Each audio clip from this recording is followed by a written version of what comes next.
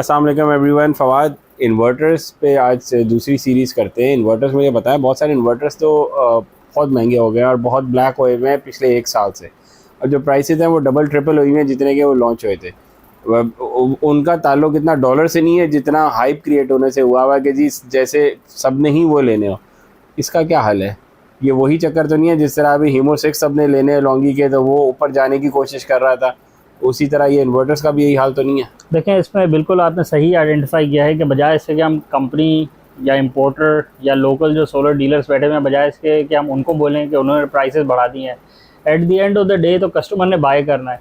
अगर सारे कस्टमर मिल के बोलेंगे कि मुझे इन्वरेक्स से नाइट्रॉक्स 6 किलोवाट बाय करना है और मुझे इसके अलावा कुछ बाय नहीं करना, तो ऑफ कोर्स नाइट्रॉक्स 6 किलोवाट की प्राइस बढ़ जाएगी, क्योंकि वो शॉर्ट हो जाएगा। मार्केट में तो एक लिमिटेड सप्लाई लाए होंगे, वो डिमांड एंड सप्लाई का गेम है। अगर वो 100 यूनिट इंपोर्ट करके बैठे हैं और 500 बंदा चला जाएगा कि हम सबको सिर्फ यही वाला मॉडल चाहिए और हमें कुछ और नहीं चाहिए, तो ठीक है, आप सबको वो चाहिए हो सकता है, बट फिर वो यही होगा कि उसकी प्राइस अगर 500 रुपये है तो 800 रुपये पे वो पहुंच जाएगा।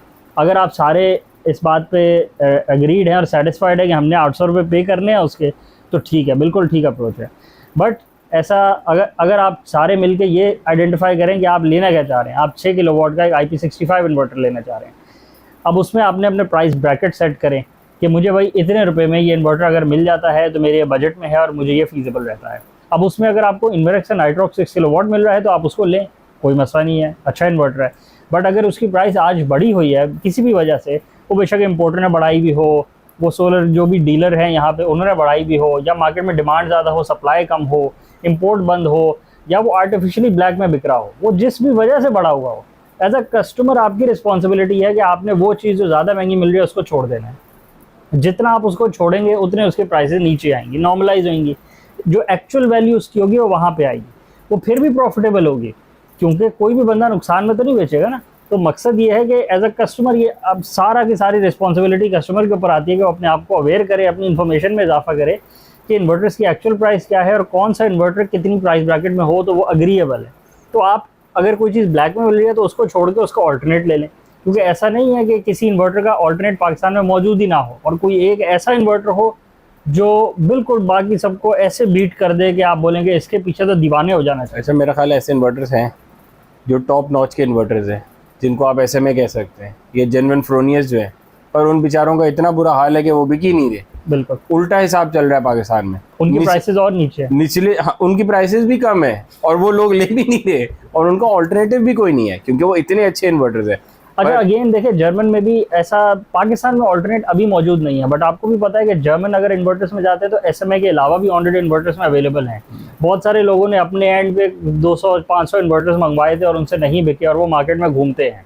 तो अगेन, बट SMA अगर आपको 10 लाख वाला SMA आपको 20 लाख में अगर मिलना शुरू हो जाए तो आप SMA को लात मारे। मेरा पॉइंट यही था ना कि भाई अभी छोड़ देते हैं। हम लोग ने निचले लेवल पे ही इतना माहौल ख़राब कर दिया कि जो अच्छी चीज़ें हम उस तरफ देख, इसमें प्रॉब्लम क्या है कि हम रिसर्च नहीं करते और हम आपस की एक दूसरे, अच्छा नाइट्रॉक्स लगाया, नाइट्रॉक्स बस यूँ शुरू हो गए। सोलर मैक्स तो सबने सोलर, टेस्ला तो सबने टेस्ला लगा। अपनी रिसर्च नहीं करेंगे कि फ़र्क क्या है इन्वर्टर्स में, और 2 मिनट लगते हैं, गूगल पे आप लिख लें जाके, आपको पता चल जाएगा कौन से इन्वर्टर में क्या लगा हुआ है, किस में क्या है, कौन सा लेना चाहिए, तो ये मसला सॉल्व हो जाएगा। बिल्कुल, ये बात ठीक है आपकी। बजाय इसके कि सब एक दूसरे की बातें सुन के बस लगाते रहे तो अच्छी चीज़ भी रह जाती है। बिल्कुल, SMA कितना सस्ता मिल रहा है इस टाइम पे, made in Germany SMA 100 kilowatt का भी सस्ता मिल रहा है नॉर्मल से, पर पता ही नहीं है लोगों को। क्यों नहीं पता? क्योंकि उन्होंने रिसर्च ही नहीं करनी, गूगल ही नहीं करना। नहीं करेंगे तो वो कचरा तो नहीं, पर मीडियोकर को ही बिल्कुल ये टॉप नॉच बना के महंगा खरीदते रहेंगे सारे। अभी नाइट्रॉक्स देखे ना, 10 किलोवाट का कहाँ पहुंचा हुआ और आया कितने का था? 12 किलोवाट जो है हाइब्रिड जो है, उसको बिल्कुल ही आग लगी हुई है, उसमें जरूरत ही नहीं है कोई उसकी। बिल्कुल, देखें, इसमें आप किसी और को क्या कहेंगे, दुकानदार को क्या कहेंगे, को क्या कहेंगे?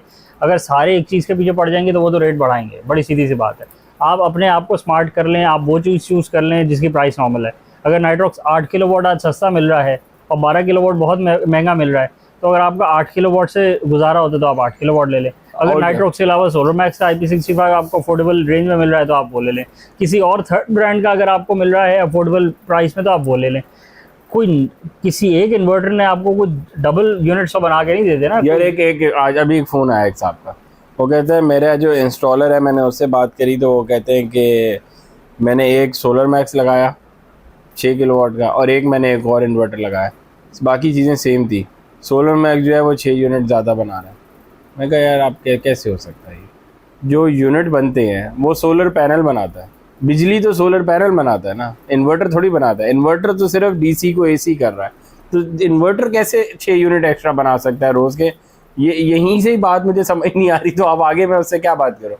प्रॉब्लम इन्वर्टर्स का नहीं है, प्रॉब्लम तो ये पूरे सिस्टम का है। दोबारा समझा रहे हैं, अगेन आप ये पूरा सिस्टम सही से डिज़ाइन होगा तो वो सही से चलेगा। बिल्कुल ऐसे। आपको एक चीज़ अच्छी ले लें, दूसरी बेकार ले लें, या वो दोनों आपस में इंटरकनेक्ट ना हो, कंपैटिबल ना हो, तो वो सिस्टम पूरा बेकार हो जाएगा। बिल्कुल ऐसे। इस सिस्टम का जो डिज़ाइन है वो बहुत ज़रूरी है कि आपने सही डिज़ाइन किया। वो ब्रांडिंग मैटर ही नहीं करती। इसलिए आप एक नॉर्मल फ्रोनियस का जो लोकल फ्रोनस है, हाई वाला नहीं, लोकल फ्रोनस भी लगा लें और उसके साथ सही वाले पैनल लगे हुए हो, तो भी वो अगर यार उसको इंडोर लगा लेना, मिट्टी से बचा लें फ्रोनस को, तो भी वो चलता रहेगा कुछ ना कुछ। बजाय इसके कि आप अच्छा नाइट्रॉक्स का इन्वर्टर लगा लें और पैनल उसके साथ इतने बड़े लगा लें जो उसमें सपोर्ट ही नहीं करते, तो कंपैटिबल ही नहीं होगा, तो सिस्टम क्या काम करेगा? वो तो ट्रिप होता रहेगा या बनाएगा ही नहीं होता। बिल्कुल ऐसे। तो सिस्टम को डिजाइन करना ज्यादा इंपॉर्टेंट है, बजाय इसके कि हम ब्रांड्स के पीछे भागते रहें कि ये ब्रांड का हमें मिल जाए, ये ब्रांड का हमें मिल जाए। जब हम ब्रांड के पीछे भागे हैं तभी वो ब्रांड ब्लैक हुई भी है और हम 3 गुना पैसे उसके भरने लगे हुए इन्वर्टर्स के पीछे। तो उसका कोई मकसद ही नहीं है। उसका मकसद नहीं है। आपका मकसद eight the end of the day, अगर आपकी लोड शेडिंग हो रही है तो आपका मकसद है लोड शेडिंग का मसला सॉल्व करना। अगर आपका बिल ज़्यादा आ रहा है तो आपका मकसद है बिल ज़्यादा को सॉल्व करना। अगर आप बेचना चाह रहे हैं और बेच के अपना बिल ज़ीरो करवाना चाह रहे हैं तो आपका मकसद है कि आप ऑन-ग्रिड सिस्टम लगवाएं या हाइब्रिड लगवाएं। तो अगेन आपको अपना जो गोल है वो आइडेंटिफाई करना है और उस गोल के अंडर आपने अपना बजट सेट करना है। उस बजट में जो भी चीज़ अफोर्डेबल प्राइसेस में आ रही है और जो ब्लैक में नहीं बिक रही है, आपने उसको चूज़ कर लेना है। अगर आपको IP65 इन्वर्टर्स ही चाहिए तो पाकिस्तान में एक वाइड वैरायटी IP65 की अवेलेबल, वो किसी एक कंपनी के पास नहीं है, वो 5-6 कंपनीज के पास है। अगर आपका बजट नॉन IP65 का तो आप नॉन IP65 में अच्छा, इतना ख़राब नहीं है नॉन IP65। हम सारी चीज़ें तकरीबन नॉन IP65 ही यूज़ करते हैं। हमारे जो कंप्यूटर्स हैं, हमारे जो लैपटॉप्स हैं, वो सारे हम वही यूज़ कर रहे हैं और कितने अरसे से करते आ रहे हैं। तो इतना बड़ा इशू नहीं है, क्रिएट कर लेंगे जी IP65 ही होगा तो वो ज़्यादा बिजली बना देगा। पहली बात तो ऐसा कुछ है ही नहीं। व्हाट इज IP65 कि उनको मिट्टी और पानी से बचा रहा है, वो एक सील्ड बॉक्स के अंदर है, दैट्स इट। अगर आप उसको घर के अंदर लगा सकते हैं जो साफ़ इन्वायरमेंट हो, जहाँ मिट्टी से आप उसे बचा लें और हर दूसरे महीने में एक दफ़ा ब्लोअर मार लें ताकि वो साफ़ काम करता रहे, तो वो 5-5, 10-10 साल चलते रहते हैं इन्वर्टर। तो चल रहे हैं हमारे, अल्लाह का शुक्र है, उनमें कोई मसला नहीं है। तो इतने से काम के लिए कि उसको साफ़ जगह और सही से इंस्टॉल करवा लिया और आपके अगर आधे पैसे बच जाते हैं, इट्स वर्थ डूइंग इट। आपको कोई पॉइंट ही नहीं है कि आप IP65 के पीछे भागते रहे। और अगर आप बिल्कुल केयरलेसली उसको चाहते हैं कि बिल्कुल केयरलेसली मैं चलाऊं, बस बाहर लगा दूं कहीं भी और मुझे नहीं दोबारा देखना, तो फिर आप डबल पैसे भी दे रहे होंगे, आप ले लें IP65 की तरफ चले जाएं, कोई मसला नहीं। अगेन एज अ कंज्यूमर ये आपकी चॉइस है कि आपने कितना स्मार्ट प्ले करना है। अगर आप उतना ही बजट बचा के सोलर पैनल्स में और इन्वेस्ट कर लेते हैं तो सोलर पैनल्स और आपको और बिजली बना देंगे। बट अगेन, और अगर आप दोनों चीज़ें चाहते हैं कि आप सोलर पैनल्स भी ज़्यादा लगवा लें और इन्वर्टर भी IP65 हो, तो अगेन आपकी चॉइस है, उसमें कोई इशू नहीं है। But the fact of the matter is कि at the end of the day आपने किसी भी चीज़ की ओवर प्राइस नहीं दे के बैठ जाना। अच्छा, एक और बात जो आप कह रहे थे कि सारे लोग एक ही चीज़ के पीछे चल पड़ते हैं, उसकी एक वजह ये भी है कि लोग कंसल्ट करते हैं सोलर की जो शॉप्स हैं, जो लोकल उनके इलाके में जो भी डीलर होते हैं, जो भी दुकान खोल के बैठे होते हैं। तो अब अगर एक छोटा शहर है और वहाँ पे सारे लोग जाके उस सोलर डीलर के पास बैठ जाएंगे, तो वो डीलर तो उनको वही गाइड करेगा जो उसके पास माल मौजूद है। जो प्रोडक्ट उसके पास है वो बोलेगा ये लगवा लो, इससे बेहतर चीज़ ही कोई नहीं है। तो फिर सारे के सारे उस एक प्रोडक्ट के पीछे लग जाते हैं। फिर जब उसके पास वो ख़त्म हो जाती है तो वही लोग बाकी पूरे पाकिस्तान में फ़ोन करके शुरू हो जाते हैं कि ये वाली प्रोडक्ट है, ये वाली प्रोडक्ट अवेलेबल है कि नहीं। तो वो उस प्रोडक्ट की प्राइस ₹1 वाला ₹3 का हो जाता है। तो अगेन हम बजाय इसके कि हम कंपनीज़ को ज़्यादा एट फॉल्ट करें, क्योंकि कंपनीज़ का तो काम है, उन्होंने तो प्राइस बढ़ानी है, उन्होंने किसी का आसरा नहीं करना।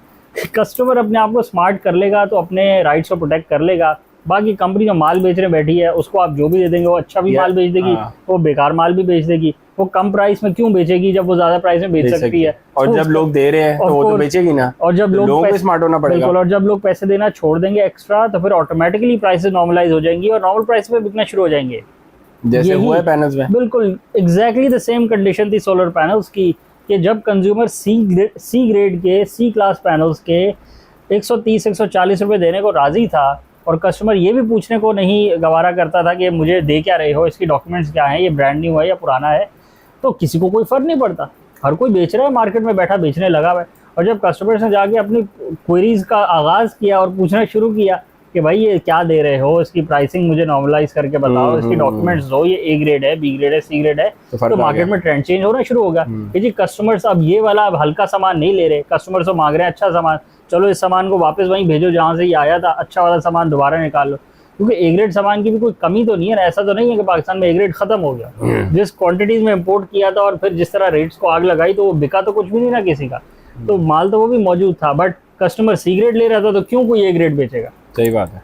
तो सर सोल्यूशन तो एक ही हुआ, बजाय इसके कि आप उठ के अपने करीबी दुकान वाले के पास चले जाएं और उसको बोलेंगे मुझे सिस्टम डिज़ाइन करो, जो कि उसको सिस्टम मोस्टली डिज़ाइन करना नहीं आता, वो अपना जो प्रोडक्ट उसको पड़ा होगा आपको वही टिकाने की कोशिश करेगा।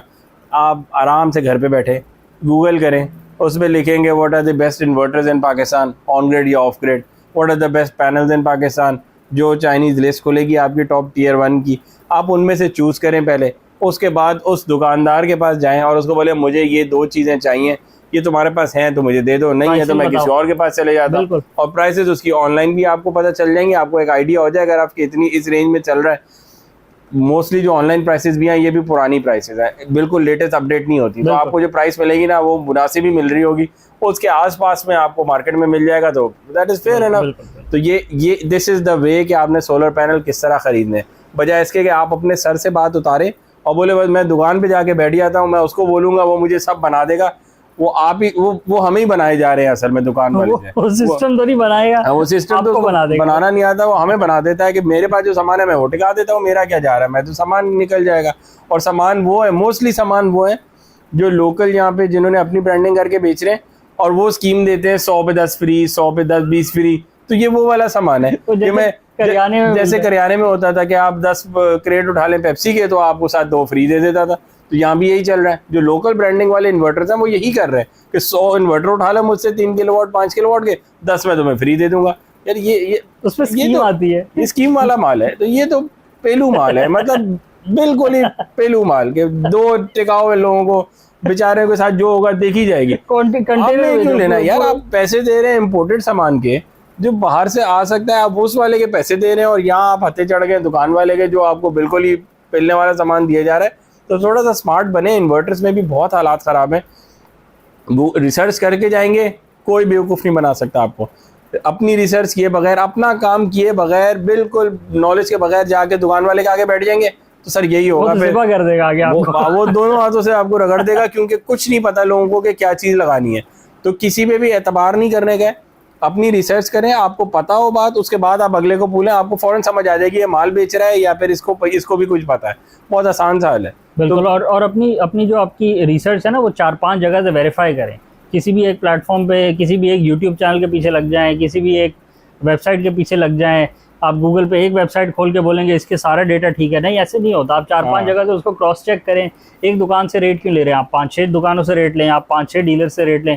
एक कंपनी के इन्वर्टर के पीछे क्यों लगे हुए हैं, 4-5 कंपनीज के इन्वर्टर्स, सिमिलर जो भी इन्वर्टर्स हैं उनकी प्राइसेस लें, उनको मैच करें, उनकी डेटा शीट को पढ़ें, इसमें क्या फ़र्क है, जो रेट्स में इतना फ़र्क आ रहा है, तो फिर आपको एक्चुअल अंदाज़ा होगा कि आप जो सिस्टम लगवा रहे हैं, जो उसकी प्राइसेस मिल रही हैं, जो सिस्टम डिज़ाइन हो रहा है वो आपके लिए सूटेबल भी है कि नहीं। बिल्कुल। चलो वीडियो को रैप अप। बिल्कुल जी। चैनल को लाइक करें, वीडियोस को लाइक करें, चैनल को सब्सक्राइब करें, ज़्यादा से ज़्यादा शेयर करें। Thank you.